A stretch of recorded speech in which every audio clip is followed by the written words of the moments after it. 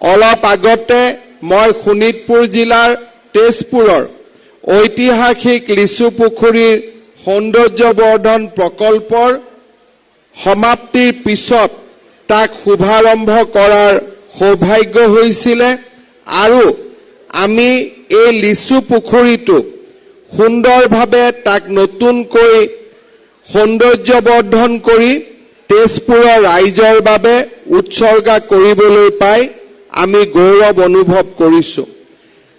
কিছু মাহ আগতে তেজপুৰৰ চক বজাৰত অগ্নিকাণ্ড হৈছিল। 2021 চনৰ 9 মেৰ সেই দুৰ্ভাগ্যজনক ঘটনাত 300ৰো অধিক দোকান ভস্মীভূত হৈছিল।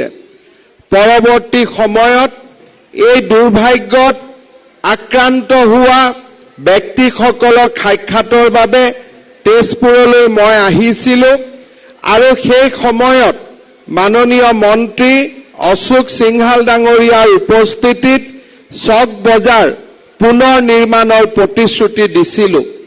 আজি আমি গৌৰৱ অনুভৱ কৰোঁ যে প্ৰতিশ্ৰুতি অনুসৰি 30.46 কোটি টকাৰে এতিয়াৰে পৰা এই চক বজাৰ নিৰ্মাণৰ কাম আৰম্ভ হ'ব। নিৰ্মাণৰ সময়ছোৱাত যাতে ইয়াত থকা ব্যৱসায়ীসকলৰ জীৱন আৰু জীৱিকাৰ ওপৰত আঘাত নপৰে তাৰ বাবে আমি 3.6 কোটি টকা ব্যয় কৰি ধুবী ঘাটত 254খন দোকান নিৰ্মাণৰ কামো হাতত লৈছো।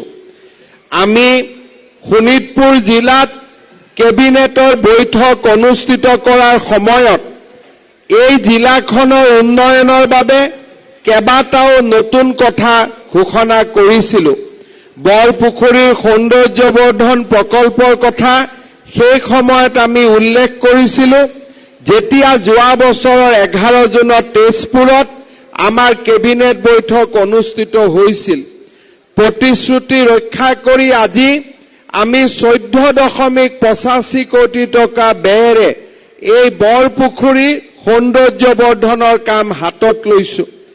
এই বৰপুখুৰীত ইয়াত দ্বীপটোৰ উন্নয়ন, মিউজিকেল ফাউণ্টেন, বাহিৰত বহিব পৰা আসনৰ ব্যৱস্থা, নাও চলোৱাৰ বাবে ঘাট, লেণ্ডস্কেপিং, চিলড্ৰেন প্লে জোন আদি ইয়াত আমি সন্নিৱিষ্ট কৰিছোঁ।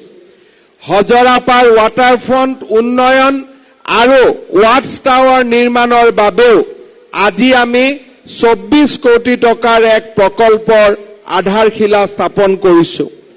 তেজপুৰৰ ঐতিহ্য আৰু সাংস্কৃতিক পৰম্পৰাৰ বিষয়ে অসমে সদায়ে গৌৰৱ অনুভৱ কৰে। ৰূপকোঁৱৰ জ্যোতিপ্ৰসাদ আগৰৱালা, কলাগিৰু বিষ্ণুপ্ৰসাদ ৰাভা, নটসূৰ্য ফণী শৰ্মাৰ দৰে অসমৰ সাংস্কৃতিক ক্ষেত্ৰৰ মহান পুৰোধাসকলক জন্ম দিয়া এই তেজপুৰত মই বহু দিনৰ পৰা এটা প্ৰেক্ষাগৃহৰ অভাৱ অনুভৱ কৰি আহিছিলোঁ। আজি আমি এই তেজপুৰতে পৰুৱা চাৰিআলিৰ সোঁফালে আগুৱাই গৈ নাতি দূৰত 10 বিঘা মাটিৰে আমি 1000 মানুহে একেলগে অনুষ্ঠান উপভোগ কৰিব পৰাকৈ 27 কোটি টকাৰ এটা আটকধুনীয়া অডিটৰিয়াম তেজপুৰবাসীৰ বাবে নিৰ্মাণ কৰাৰ আমি সিদ্ধান্ত লৈছোঁ। মই বিশ্বাস কৰোঁ বৰপুখুৰীৰ সৌন্দৰ্যবৰ্ধন আৰু চক বজাৰৰ নৱনিৰ্মাণ, হজৰাপাৰৰ ৱাটাৰফ্ৰণ্ট বা 1000 আসনযুক্ত অডিটৰিয়ামৰ নিৰ্মাণে তেজপুৰ নগৰক বা ইয়াৰ সাংস্কৃতিক ঐতিহ্যক আৰু এবাৰ মহিমামণ্ডিত কৰি তুলিব।